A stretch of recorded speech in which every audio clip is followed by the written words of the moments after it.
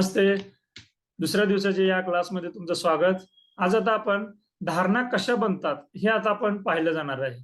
पहा, धारणा बनत असताना हे जर प्रोसेस समजली धारणा कशा बनतात तर त्या धारणा रिलीज करणं किती गरजेचं आहे हे समजेल. आणि एकदा का धारणा चुकीच्या धारणा जर रिलीज झाल्या तर आपल्याला आपल्या ध्येयाच्या दिशेने गतीने वाटचाल करण्यास आपल्याला मदत होईल.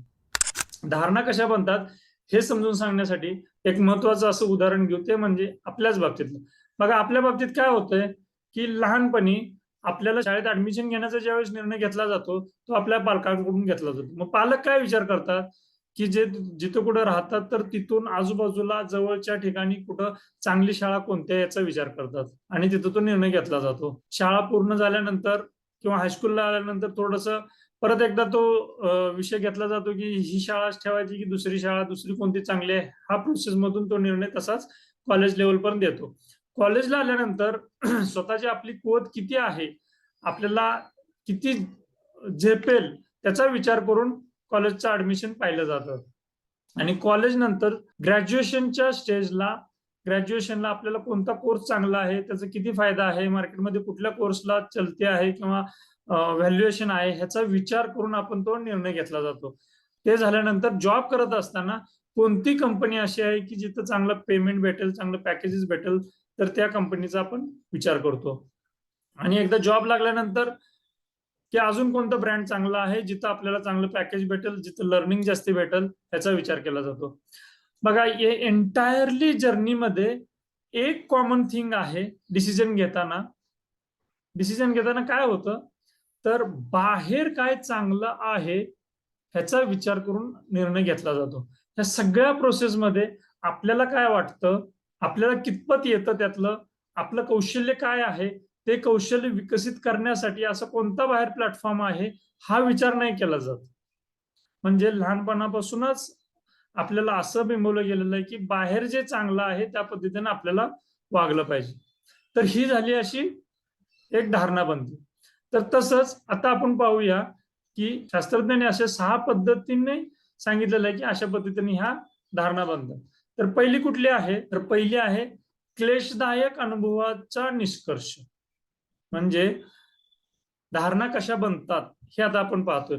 हे पाहत असताना शास्त्रज्ञांच्या असं लक्षात आलेलं आहे की साधारण 6 वेगवेगळ्या पद्धतीनं आपल्या मनामध्ये ह्या धारणा बनत असतात. धारणा म्हणजे निश्चित विचारसरणी. त्या कोणकोणत्या 6 आहेत हे एका प्रेझेंटेशनच्या माध्यमातून पाहू. धारणा कशा बनतात ते आता आपण पाहतोय.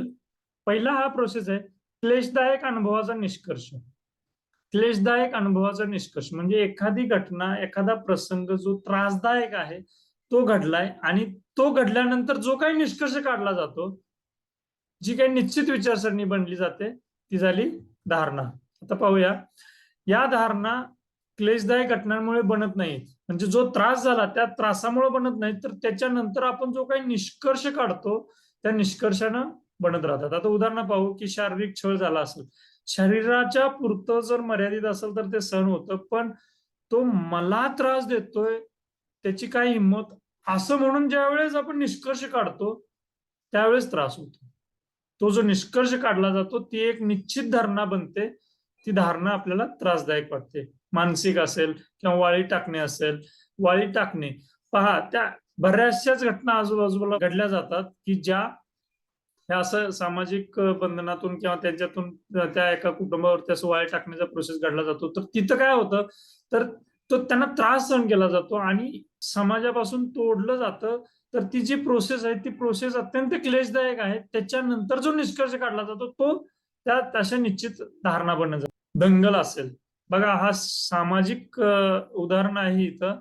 दंगल विशिष्ट जातीचीच असतात लोक, विशिष्ट जातीचीच हे उद्दीपित करतात लोक आणि तेच कारणीभूत आहेत या दंगलींसाठी, असा जो निष्कर्ष काढला जातो ती होते निश्चित धारणा. किंवा माझं नशीबच फुटकं, एखादं काहीतरी आपल्या घरात आपल्या बाबतीत काहीतरी चुकीचं घडलेलं असते, आपल्याला आपल्या हातातून संधी निघून गेलेली असते किंवा त्या संधीचं आपल्याला सोनं करता येत नसते, असं काहीतरी झालं असेल तर आपलं नशीबच फुटकं. एखाद्या ठिकाणी आपल्या अपॉर्च्युनिटी येता येता निघून जाते तर त्यावेळेस न कळत आपलं बोलणं निघून जातं, आपलं नशीबच फुटका वगैरे. तर ही झाली अशी ही निश्चित विचारसरणी, ही धारणा.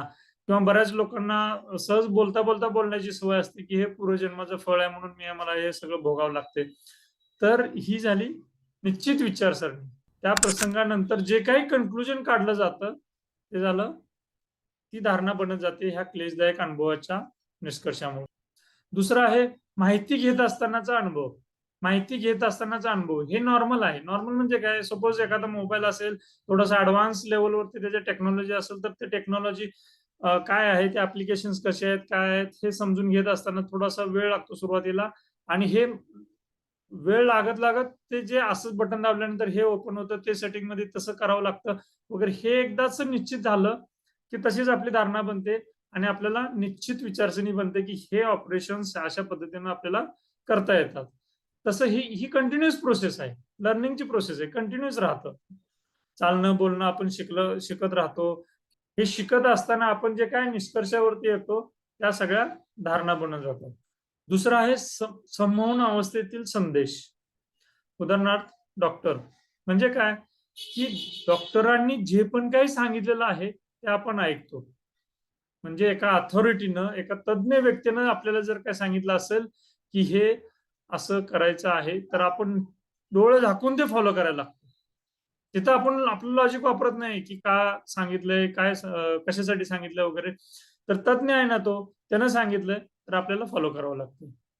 बेसिकली कामाच्या ठिकाणी पण असंच होतं की बॉसनी सांगितलेलं आहे, आपण फॉलो करतो. मग boss is right, boss is always right असं म्हणत ती निश्चित विचारसरणी बनते.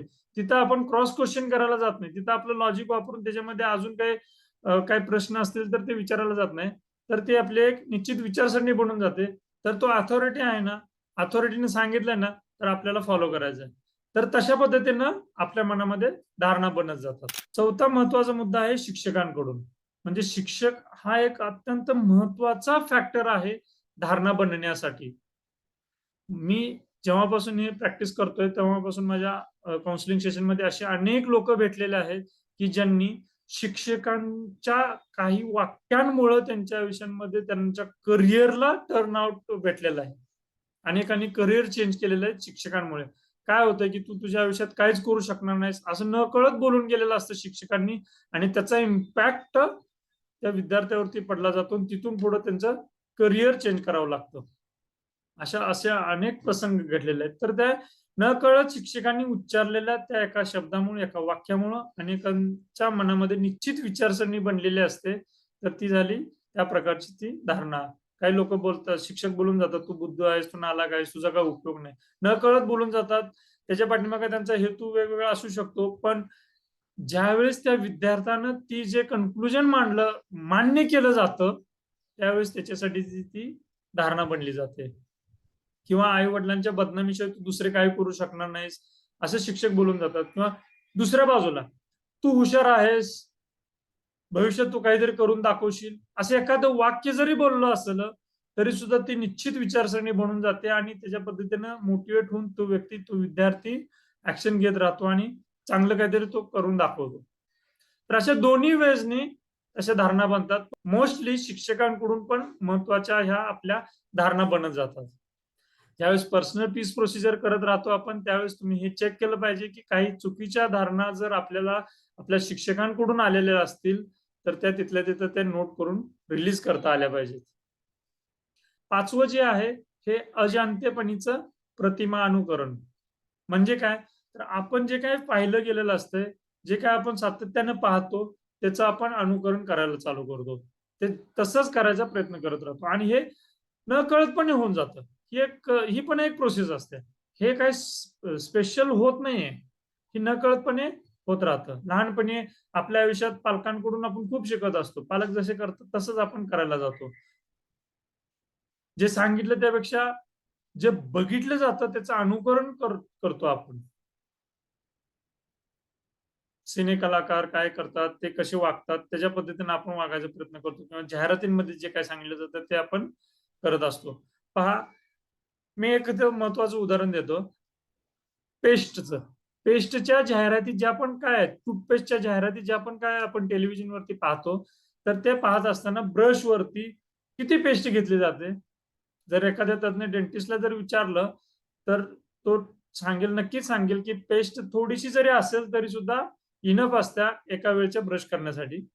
तर जाहिरातींमध्ये काय सांगितलं जातं, की किंवा काय पाहिलं जातं, काय आपण पाहतो त्या जाहिरातींमध्ये, तर एका टोकापासून दुसऱ्या टोकापर्यंत कंटिन्युअसली ती आपण पूर्ण ब्रश भरून ती पेस्ट दाखवली जाते आणि न कळत डे टू डे बेसिसवरती आपण पूर्ण त्या ब्रशवरती आपण पेस्ट घेत असतो. वास्तविक थोडंसं जरी असेल तरी सुद्धा इनफ असतं त्या टाइम पॉइंटला ब्रश करण्यासाठी. पण ते आपण नकळतपणे ऍक्सेप्ट केलेलं असतं आणि तसंच आपल्याला सिस्टममध्ये तो विचार केलेला असतो आणि ते आपण त्या पद्धतीनं कृती करत असतो. आणि हे आयुष्यभर चालू असतं. 6वा महत्वाचा स्टेज आहे धारणा बनण्यासाठी सातत्य. म्हणजे एकच गोष्ट पुन्हा-पुन्हा ज्यावेळेस आपण करत राहतो, पुन्हा-पुन्हा करत राहतो, तर ती निश्चित विचारसरणी बनते आणि आपण त्या पद्धतीनं कृती करायला लागतो. पहा, माग पहिल्या दिवसाच्या एका व्हिडिओमध्ये मी तुम्हाला सांगितलेलं आहे, की हे आपण टॅपिंगची प्रोसेस इतक्या सहजतेनं करायची आहे आपल्या आयुष्यामध्ये, इतकं तो आपल्या दैनंदिन आयुष्याचा भाग बनवायचा आहे, ते आपल्याला सहज जमेल. मग तशी आपल्याला नवीन सवय लावायची आहे आणि ती सातत्यानं जर आपण करत गेलो, तरच ती नवीन सवय बनणार आहे. मग आपल्याला अशी एक आता नवीन धारणा बनवायची आहे, की आपल्याला ज्या पण काही समस्या आहेत, ज्या पण काही आपण जिथं स्ट्रगल करतो, तो स्ट्रगल हा टॅपिंगच्या माध्यमातून रिलीज करायचा. मी टॅपिंगची सवय ही एकदा करून, दोनदा करून होत नाही, तर त्याच्यामध्ये सातत्य ठेवायचं आहे. क्लिन्सिंग ही प्रोसेस ही कंटिन्यूअस चालणारी प्रोसेस आहे. तर आपण हे सातत्यानं हे कृती करत एक नवीन धारणा आता बनवायची आहे आपल्याला, की टॅपिंगच्या माध्यमातून आपलं आयुष्य सहज जगता येतं. सो ओके, ह्या झाल्या 6 पद्धतीनं आपल्या सिस्टमवरती, आपल्या सबकॉन्शियस लेव्हलवरती, आपल्या मनावरती 6 पद्धतीने या धारणा बनल्या जातात. तर आता परत ह्या 6 एका उदाहरणाच्या माध्यमातून पाहू परत एकदा.